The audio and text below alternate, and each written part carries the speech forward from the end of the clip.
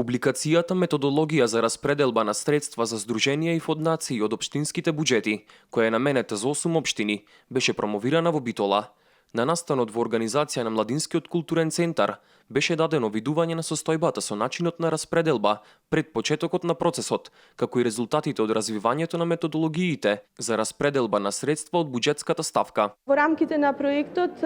беа реализирани по 3 работилници и во општина и во Битола и во Новаци, при што се работеше во мешовити работни групи, кои што вклучуваа представници од граѓанскиот сектор, представници на општинската администрација од овие две општини, како и представници од комисиите за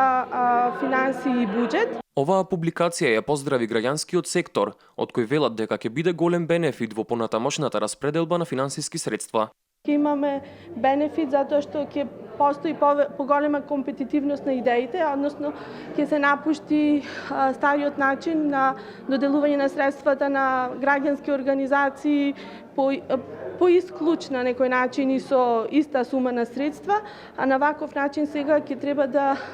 се финансираат проекти кои што се поквалитетни, поиздржани од подобни апликанти, а од друга страна исто така помагам,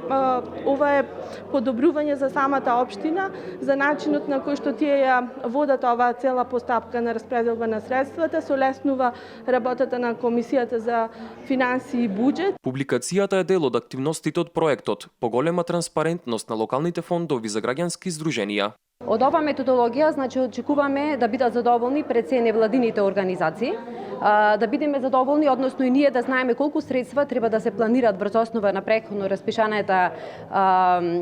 јавен повик до невладините организации, така да ќе се знае точниот износ од која ставка и колку средства ќе бидат распределени за невладините организации, а и нивните очекувања ќе бидат задоволени. Методологијата за распределба на средствата веќе ја прифатија општините Битола и Новаци, а истата ќе стапи на сила од јануари 2017 година.